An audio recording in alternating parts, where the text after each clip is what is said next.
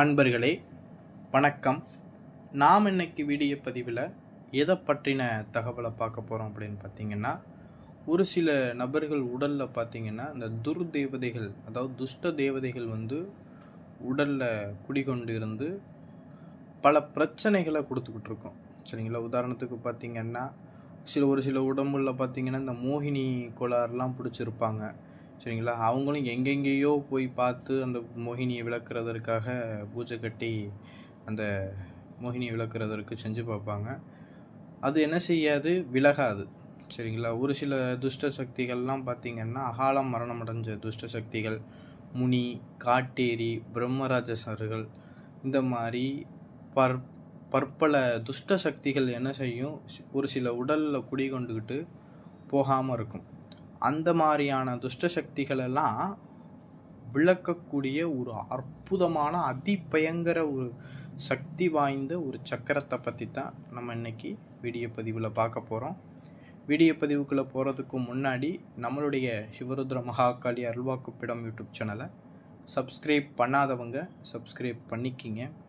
அதாவது இந்த சக்கரத்தை பார்த்திங்கன்னா பேய் பிடிச்சவங்க, இந்த துஷ்ட சக்தியினால் பாதிக்கப்பட்ட எந்த நபர்களாக இருந்தாலும் இந்த சக்கரத்தை பயன்படுத்தி அந்த துஷ்ட சக்தியை விளக்க முடியும். சரிங்களா?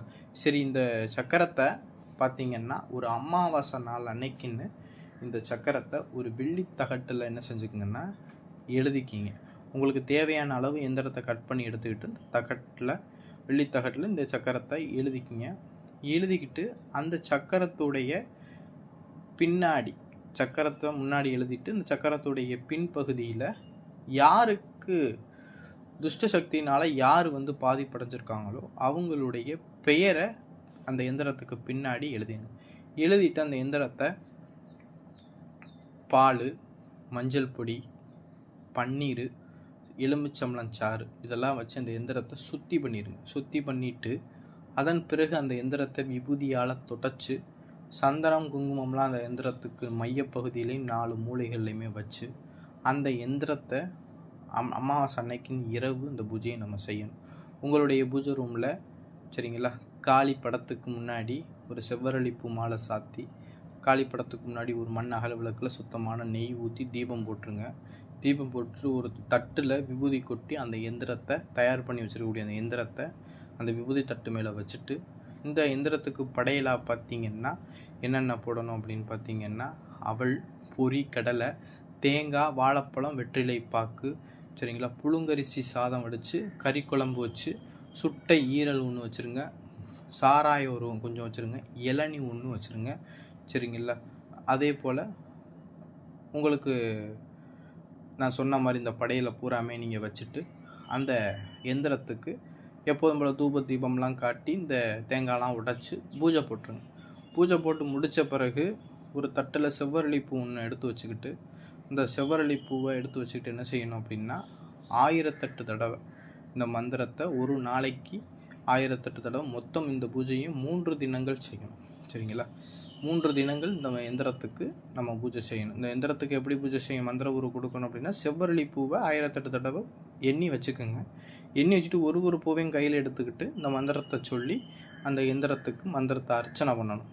அப்படி அந்த பூவை போடும்போது எந்திரத்துக்கு உரு ஏற ஆரம்பிக்கும். இப்படி 3 நாட்கள் நம்ம முதல் நாளும் கடைசி நாள் மட்டும் படையல் போடுங்க.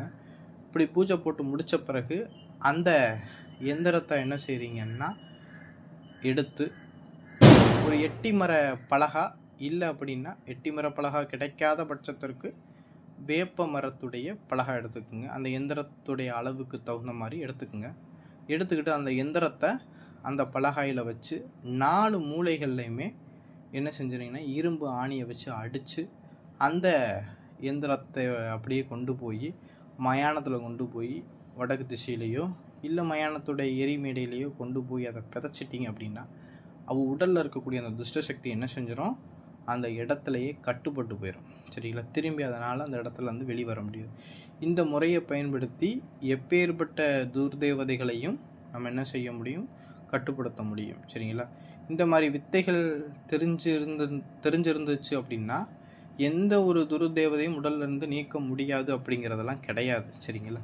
வித்தைகள் தெரிந்தவனுக்கு பல விஷயங்களை நம்ம சாதிக்க முடியும். சரிங்களா? அதனால் இந்த மாதிரி முறைகளை நம்ம பயன்படுத்தி உடலில் இருக்கக்கூடிய நீங்க முடியாத அந்த ஏவல்களையும் நீங்க முடியாத துர்தேவதைகளையும் நம்ம இந்த முறையை பயன்படுத்தி நீக்க முடியும். சரிங்களா? அந்த வீடியோ பதிவு பிடிச்சிருந்துச்சு அப்படின்னா நம்மளுடைய சிவரத்ன மகாகாளி அருள்வாக்கப்படும் யூடியூப் சேனலை சப்ஸ்கிரைப் பண்ணாதவங்க சப்ஸ்கிரைப் பண்ணிக்கிங்க. நன்றி, வணக்கம்.